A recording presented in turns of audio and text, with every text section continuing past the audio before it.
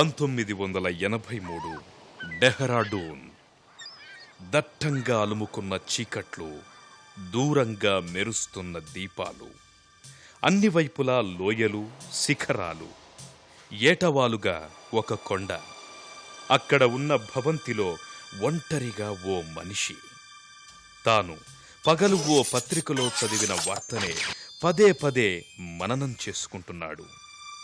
ఆ కొండా కోనల్లో గుక్కెడు నీళ్ల కోసం మైళ్ల కొద్దీ నడక సాగిస్తున్న మహిళల వ్యతలు అతని కళ్ల ముందు ప్రత్యక్షమవుతున్నాయి. పసిపాపల ఆకలి కేకలు అతన్ని వెన్నాడుతున్నాయి. స్వచ్ఛమైన జలరాశులు ఉబికే ఆ నేలపై నీటి కొరత. రోజుల తరబడి అవే ఆలోచనలు. ఆ సమస్యకు మూలాన్ని శోధించేందుకు ఎందరో పర్యావరణవేత్తల్ని, జల నిపుణుల్ని సంప్రదించాడు. మూలం బోధపడింది. ఎడతెరిపి లేకుండా ప్రకృతిని మానవుడు చెరపట్టడం వల్లే నీటి కొరత ఏర్పడ్డట్టు అతనికి అవగతమయ్యింది. దాంతో దేవభూమిగా పేర్గాంచిన డూన్ లోయలో సాగుతున్న సున్నపురాతి గనుల తవ్వకాలు, అడవుల నరికివేతనే ప్రజల దప్పికకు కారణమని అతడు ఎలుగెత్తి చాటాడు. అందరి దృష్టికి ఆ సమస్య తీవ్రతను తీసుకువచ్చాడు. అసలు నిజం బయటపడకూడదని గని కాంట్రాక్టర్లు, వారి వెన్నంటి నిలిచిన అధికార, రాజకీయ గణం ఎన్ని అడ్డంకులు కల్పించినా, ప్రాణాలు తీస్తామని బెదిరించినా అతని వజ్ర సంకల్పం సడలలేదు. రోజూ బెదిరింపులే. అయినా అతడు తన ఉద్యమ స్ఫూర్తి వీడలేదు. న్యాయం కోసం సుప్రీంకోర్టు తలుపులు తట్టాడు. భారతదేశ చరిత్రలోనే పర్యావరణ విషయమై మొట్టమొదటి ప్రజా ప్రయోజన వ్యాజ్యం దాఖలయ్యింది. సుదీర్ఘ వాదోపవాదాలు విన్న తరువాత అత్యున్నత న్యాయస్థానం 141 గనులను మూసివేయాలని ఉత్తర్వులు జారీ చేసింది. ఫలితంగా కొద్ది కాలానికే జలవనరులు మళ్లీ జనం నోటికి దక్కాయి. పచ్చదనంతో లోయంతా పరుచుకుంది. కొండకోనల్లో ఆనందం ఉరకలు వేసింది. ఆ తరువాత కాలంలో ఆ లోయలోని అనేక సమస్యలపై అతని పోరు అవిశ్రాంతంగా సాగింది. ఇలా ఎన్నెన్నో రంగాలలో అద్భుతాలు సాధించిన ఆ ఉద్యమకారుడే అవధాష్ కౌశల్.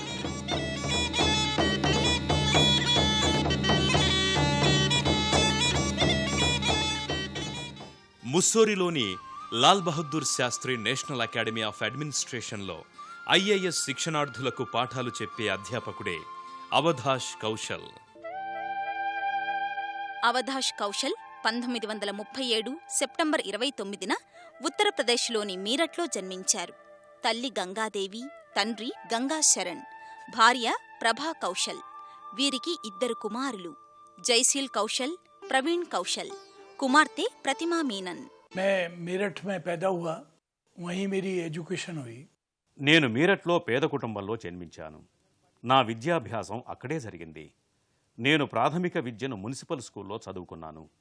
అలా క్రమంగా అక్కడే ఇంటర్ నుంచి ఎంఏ ఎకనామిక్స్ దాకా చదువుకున్నాను. ఆ తర్వాత ప్రజాపాలనలో ఎంఏ చేశాను. అమెరికా వెళ్ళి లాబియింగ్ అడ్వకసీలో ప్రజాపాలన అధ్యయనం చేశాను. ఆ తర్వాత ఐఏఎస్ అధికారులకు పాఠాలు చెప్పాను. నా చిన్నతనం నుంచి నేను గిరిజన ప్రాంతాల్లోకి వెళ్ళి లాంతర్ల వెలుగులో పాఠాలు చెప్పేవాణ్ణి. ఇలా సమాజ సేవ నా మనస్సులో చోటు చేసుకుంది.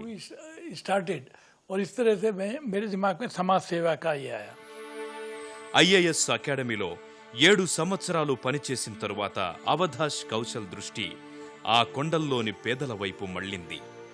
ఆ అందమైన లోయలో వారి జీవితాలు అతి దుర్భరంగా సాగుతున్నాయని అతడు గమనించాడు. వారి బాగోగులు పట్టించుకునేవారు సైతం లేకపోవడం అతణ్ణి కలచివేసింది. అడవుల్నే నమ్ముకున్న వారి బతుకులు అన్యాయమైపోతున్నాయని అతడు గ్రహించాడు. వారి వెతలు అతణ్ణి మరోవైపు మళ్లించాయి. ఉద్యోగానికి వీడ్కోలు పలికాడు. ఆ ప్రాంత ప్రజల అభ్యున్నతి కోసం ఒక స్వచ్ఛంద సేవా సంఘాన్ని స్థాపించాలనుకున్నాడు. ఆ ఆలోచన ఫలితంగా పుట్టుకొచ్చిందే రూరల్ లిటిగేషన్ అండ్ ఎంటైటిల్మెంట్ కేంద్రం, అంటే క్లుప్తంగా రిలెక్.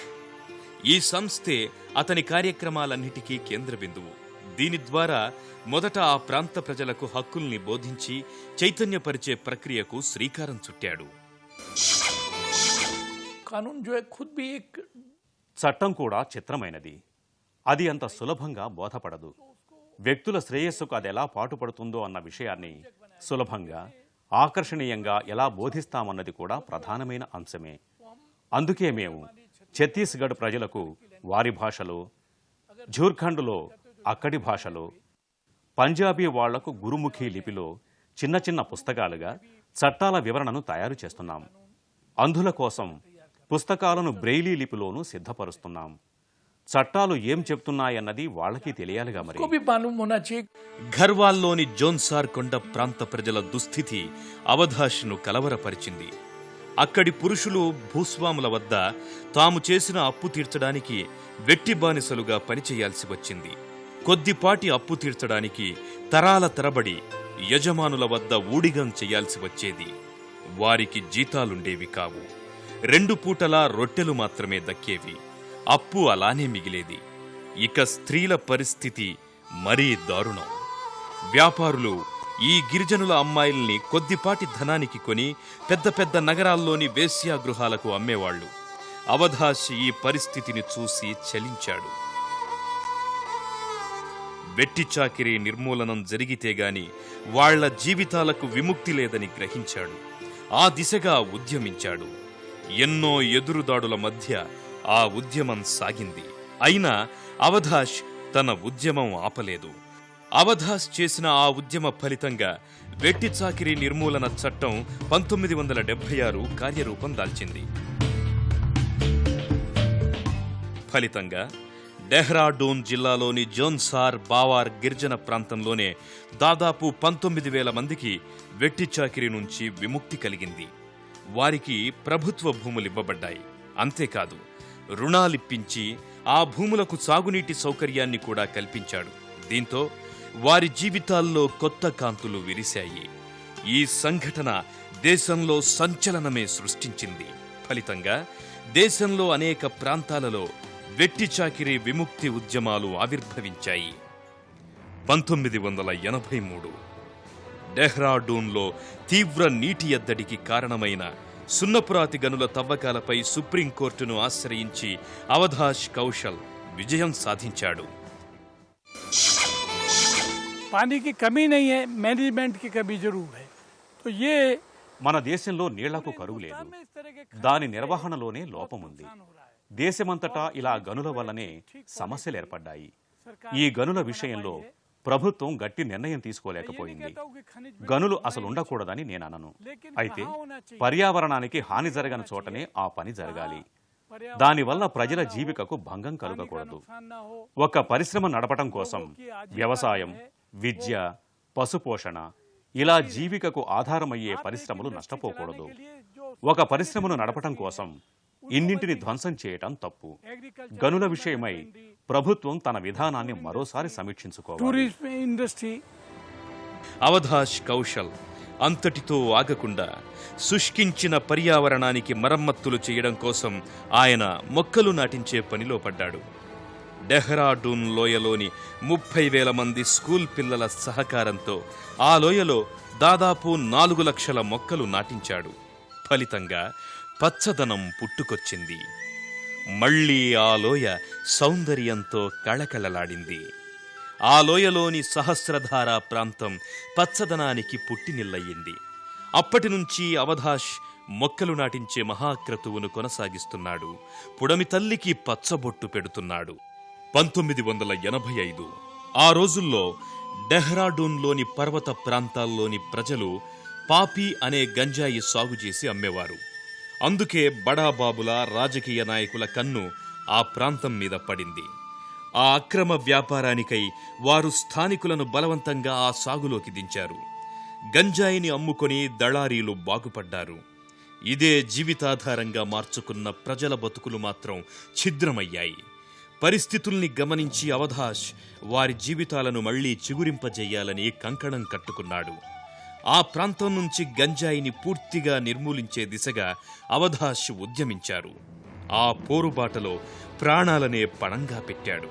విభిన్న రూపాలలో ఉద్యమిస్తూ మొదట ఆ పర్వత ప్రాంత మహిళల్లో చైతన్యాన్ని తెచ్చాడు. ఊరూరా మాదక ద్రవ్య వ్యతిరేక సంఘాలను నెలకొల్పాడు. తరువాత ఆ విషయాన్ని న్యాయస్థానం దృష్టికి తీసుకువెళ్లారు. ఆ ఉద్యమ ఫలితంగానే 1988లో కేంద్ర ప్రభుత్వం prevention of illicit traffic in narcotic and psychotropic substances చట్టాన్ని తెచ్చింది.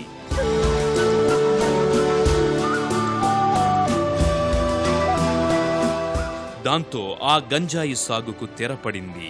ప్రజల జీవితాలలోకి మళ్లీ వెలుగు సోకింది. 1992 ఉత్తరప్రదేశ్ ప్రభుత్వం మొహన్ జిల్లాలోని శివాలిక్ పర్వత శ్రేణిలో 825 చదరపు కిలోమీటర్ల విస్తీర్ణంలో రాజాజీ నేషనల్ పార్కును నిర్మించాలని సంకల్పించింది. అయితే ఆ ప్రాంతం గుజ్జరులనే సంచార గిరిజనుల శీతాకాల విడిది. వారి రాకను నిలవరిస్తూ ప్రభుత్వం తన పనిని చేసుకోవడం ఆరంభించింది. గుజ్జర్లు తమ ప్రాంతాన్ని వీడిపోవడానికి ఇష్టపడలేదు. ఆ గిరిజనుల హక్కుల రక్షణకై అవధాష్ రంగంలోకి దిగాడు. సమాజంలోని ఇతర పౌరులకున్నట్లే వారికి హక్కులుండాలని భావించాడు. ఆయన రాకతో స్ఫూర్తి పొందిన గుజ్జర్లు ఢిల్లీ డెహ్రాడూన్ల మధ్య నిరంతరం రద్దీగా ఉండే హైవేపై నిరసన ప్రదర్శనలకు దిగారు. కొన్ని రోజుల పాటు ధర్నాలకు పూనుకున్నారు. దీక్షలు సాగించారు. అవధాష్ పథకం ఫలించింది. ఫలితంగా రాష్ట్ర ప్రభుత్వం గుజ్జర్లు పార్కులోకి రావడానికి అనుమతించింది. ఈ గుజ్జర్లు సంచార జాతులు వారు కావడంతో వీరికి ఎక్కడా ఓటు హక్కు లేకపోయింది. ఈ విషయాన్ని గమనించిన అవధాష్ ఆ విషయంలోనూ తనదైన శైలిలో కృషి చేశాడు. దీంతో గుజ్జర్లు, కోల్తా వంటి గిరిజన సంచార తెగలకు చెందిన లక్షలాది మందికి ఓటు హక్కు లభించింది. ఉత్తరాంచల్ రాష్ట్రంలో పాఠశాలలు లేని గ్రామాలెన్నో. పాఠశాలలున్న చోట 10-12 కిలోమీటర్ల దాకా పిల్లలు నడిచి వెళ్లాల్సిన దుస్థితి. భావితరాలను కష్టాల ఊబిలో పడకుండా కాపాడడానికి అవధాష్ ఆ ప్రాంత విద్యార్థుల కోసం 34 పాఠశాలలు తెరిచాడు. గుజ్జర్లపై ప్రత్యేక దృష్టి సారించాడు. మొదట డెహ్రాడూన్ జిల్లాలోని దౌలతాపూర్, సహరన్పూర్ జిల్లాలోని మొహంద్ వద్ద వారి సంస్కృతిని ప్రతిబింబిస్తూ ఏర్పడ్డ స్కూళ్లు నేడు క్రమంగా రాశిలో, వాసిలో వికాసం పొందాయి. విద్యార్థులకు వారి వారి ఆచార సంప్రదాయాలకు తగ్గట్లు పాఠ్య ప్రణాళికని రూపొందించడం ద్వారా వారు త్వరగా విద్య పట్ల ఆకర్షితులయ్యారు. నైతిక శిక్షణ, ప్రకృతి ప్రేమ, సాధారణ విద్య వారికి ఈ పాఠశాలల్లో నేర్పుతున్నారు. जितने भी कानून बनते हैं वो దేశంలో ఎన్ని చట్టాలు వచ్చినా వాటి లక్ష్యం మాత్రం నిస్సందేహంగా వ్యక్తి శ్రేయస్సే. అయితే వాస్తవానికి న్యాయబద్ధతకు మధ్య పెను అగాధం ఉంది. 1970 ప్రాంతాలలో ఏ పేదల కోసమైతే చట్టాలు ఏర్పడ్డాయో అవి తర్వాత ఆ పేదలకు వ్యతిరేకంగా ప్రయోగించటం నేను గమనించాను. అప్పట్లో ప్రభుత్వం ద్వారా న్యాయ సహాయ సేవలు ఆరంభం కాలేదు. అందుకే వీళ్లకు చట్ట సంరక్షణ కావాలంటే చట్టాల పట్ల అవగాహన ఉండాలని నాకు అనిపించింది.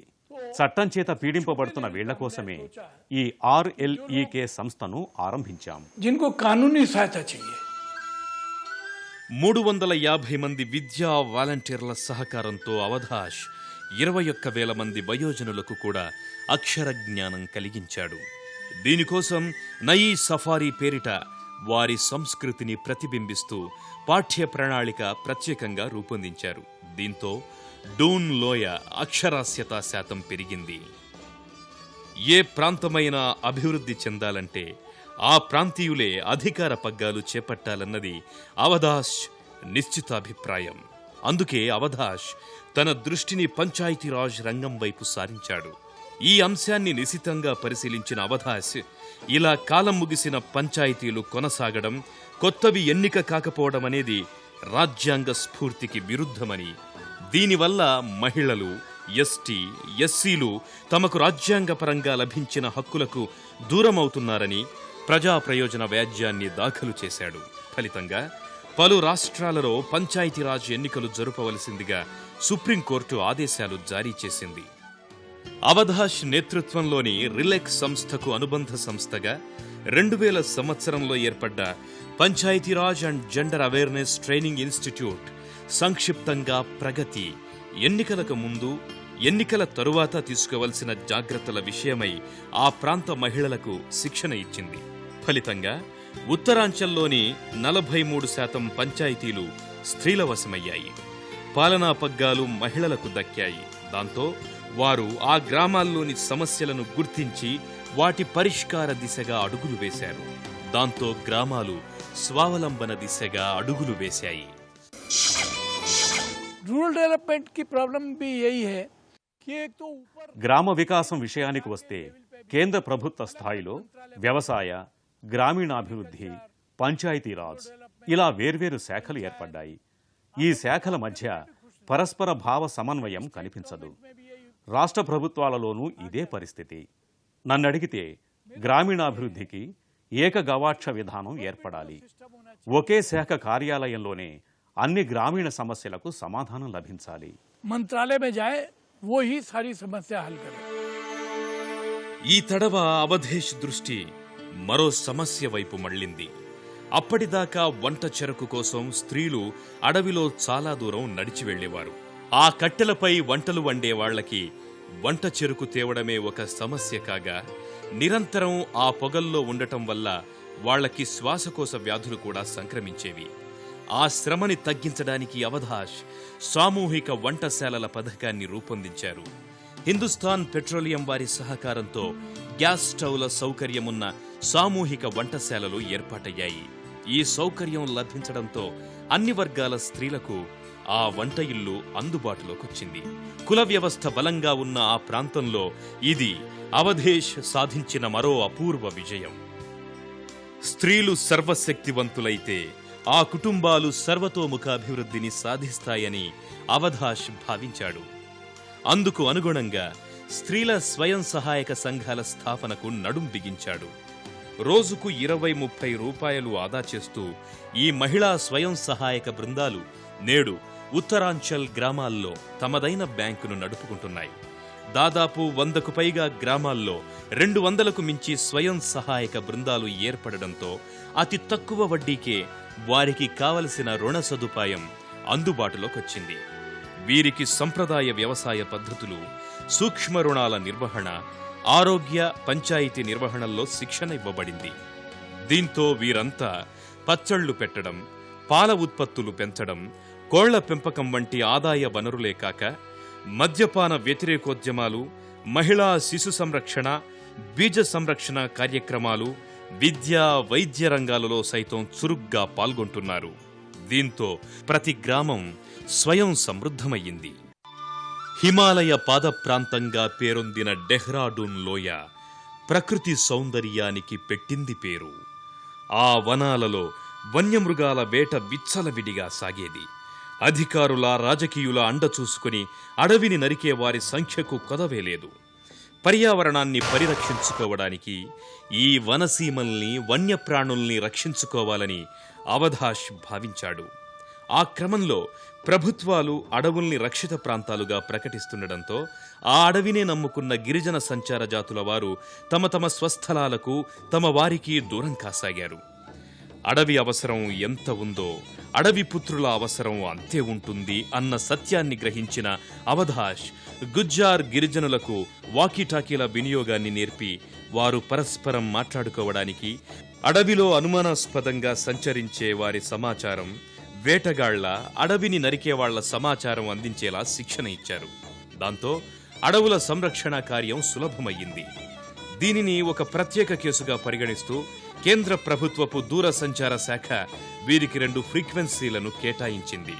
ఇది అవధాష్ కృషి ఫలితంగానే సాధ్యపడింది.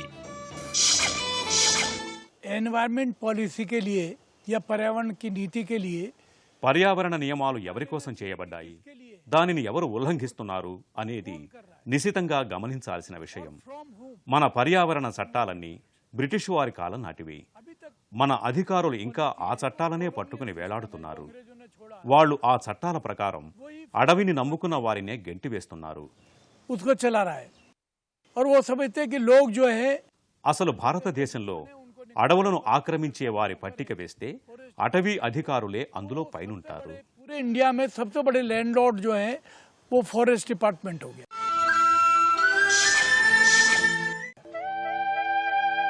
కొండ ప్రాంత ప్రజల్లో వెలుగు కోసం అలుపెరగని కృషి చేస్తున్న అవధాష్ కౌశల్ను 1986లో భారత ప్రభుత్వం పద్మశ్రీతో సత్కరించింది. గిరిజన జీవితాల్లో వెలుగులు నింపినందుకు గాను రోటరీ ఇంటర్నేషనల్ 1998లో సర్వీస్ టు హ్యుమానిటీ అవార్డుతో గౌరవించింది. 2000 సంవత్సరంలో red and white gold award అందుకున్నారు. ది వీక్ ఆంగ్ల పత్రిక 2003లో మ్యాన్ ఆఫ్ ది ఇయర్గా గుర్తించింది. అవధాష్ కౌశల్ కృషిని గుర్తిస్తూ మహారాణా మేవో ఫౌండేషన్ 2004లో పన్నాధాయ్ అవార్డుతో ప్రశంసించింది. 2005లో జీడీ బిర్లా ఇంటర్నేషనల్ అవార్డు ఆయన్ను వరించింది. నేడు అభివృద్ధి పేరిట దేశంలో చోటు చేసుకుంటున్న పరిణామాలను తీవ్రంగా గర్హిస్తారు అవధాష్. అభివృద్ధికి ఒక క్రమం ఉండాలి, అంతే తప్ప ఆ ఫలాలు కేవలం దేశంలోని ధనవంతులకు దక్కితే ప్రయోజనం ఏమిటి అని ప్రశ్నిస్తారు. మొదట గ్రామాలను బాగు చేసుకుని వ్యవసాయాన్ని సరిదిద్దాలంటారు. एग्रीकल्चर लैंड पर जबरदस्ती लेते వ్యవసాయ భూములలో ప్రభుత్వం అభివృద్ధి పేరిట పరిశ్రమలు, రోడ్లు, కార్యాలయాలు లాంటి వాటిని నిర్మిస్తున్నది. బక్క రైతుల నుంచి ఈ భూముల్ని బలవంతంగా సేకరిస్తున్నది. తాను సేకరించి వ్యాపారస్తుల చేతుల్లో పెడుతున్నది. ఇక రైతు ఎక్కడికి పోతాడు? సేద్యం ఏమవుతుంది? అందుకే రైతులు ఆత్మహత్యలు చేసుకుంటున్నారు. ఏ విధంగా రక్షిత వనాలను ప్రభుత్వం నిర్ధారిస్తున్నదో అలాగే రక్షిత వ్యవసాయ భూభాగాలను కూడా ప్రభుత్వం एग्रीकल्चर నిర్ధారించాలి. लैंड है उसको प्रोटेक्टेड डिक्लेयर करा जाए. 7 పదుల వయస్సులోనూ ఆయనలో అదే చలాకీదనం. నేటికి కొండా కోణంలో నిత్యం సంచరిస్తుంటాడు. ప్రతి గ్రామాన్ని సందర్శిస్తుంటాడు. గడప గడపని పలుకరిస్తుంటాడు. ప్రజలతో కలిసి హాయిగా ఆడుతాడు, పాడుతాడు. అందరిలో తాను ఒకడవుతాడు.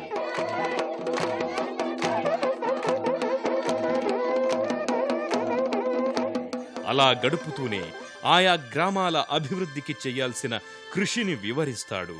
ప్రకృతి సమతౌల్యం ఏ తీరుగా కాపాడాలో వివరిస్తాడు. సమిష్టి జీవన విలువలు ప్రబోధిస్తాడు. చట్టాల ఆవశ్యకతను తెలియచెపుతాడు. మానవుడే మహనీయుడని చాటుతాడు. व्यक्ति जो चाहता है वो बन जाता है. ప్రతి వ్యక్తి తాను అనుకున్నది సాధించగలడు. అలా సాధించలేకపోతే అతని ప్రయత్నాల్లోనే ఏదో లోపం ఉన్నట్లు నేను భావిస్తాను. నేను మతాచారాల్ని నమ్మను. ఇప్పటిదాకా నేను గుడికి పోలేదంటే నమ్మండి.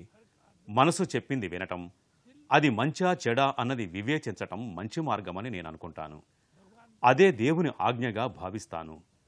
ప్రతి మనిషి హృదయంలో దేవుడు ఉంటాడు కదా. అందుకే మనసు చెప్పిన మాట దేవుడు చెప్పిన మాటేనని నా విశ్వాసం. ये मेरा पूरा यकीन है. డూన్ లోయలో నేడు పరుచుకున్న చైతన్య దీప్తులు ఆయన వెలిగించినవే. ఆయన కేవలం డూన్ లోయ రక్షకుడే కాదు, వెట్టి చాకిరి విముక్తి ప్రదాత, సంచార జాతుల ఆశాజ్యోతి, చట్టాల వెలుగులో అణగారిన వర్గాలకు ఆసరాగా నిలిచిన ఆదర్శవాది.